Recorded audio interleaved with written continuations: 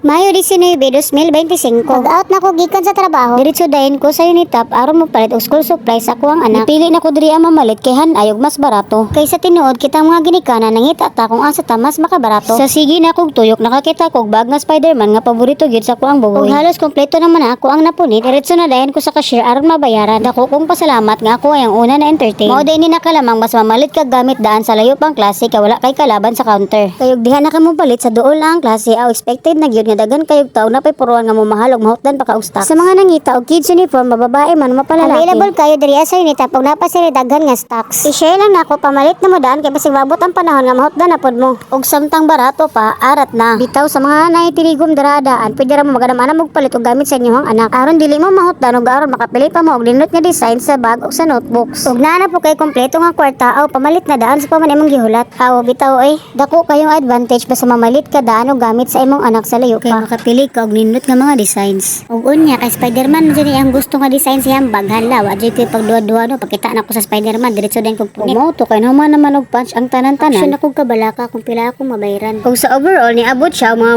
1.6 ka pin. Kung di pa gyud na mao kay pag human ako sa Unitap diretso na po ko sa okayan bisag haw na kayo ako ang bag. Kung kaluyan pod mao na ako mga napalit. Dili na kamahayan kay tag 20 ra isa maya lang pwede ra pod siya panglakaw pwede ra pod nimo ipanguranan. Naliguro jud ko og palit kay lisod kayo atong anak ting klase na wa na matarong masuot. Isip usa ka inahan kalipay na gid nato nga makapalita og mga bag-o nga mga gamit sa ato ang mga anak. Kana gani makaingon ta nga bahala nagkagidlay ta bahala tag wala tay bag-o basta importante ato ang mga anak na ilaha. Wa jud kabot nga nako ang kalipay ko tungod kay nakita na nako nga kompleto na halos ang gamit sa ko ang anak. Ug dako na kay ni siya nga accomplishment para sa ako ang bisan wa mo nang utana may 19 pa din na ako napalit. Pasaylo ang alit jud nako kayo ni siya na post sa gitapol gid ang peg. Ug kana lang for today's video daghang salamat sa pagtan-aw og welcome back sa ato ang mga kids sa pag-eskwela.